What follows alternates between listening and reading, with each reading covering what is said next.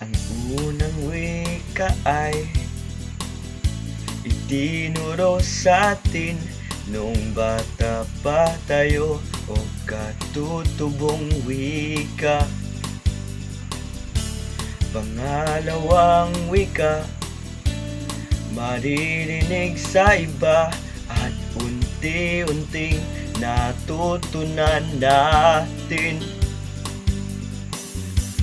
Magkaiba naman ang dalawa, pero may malaking tulong.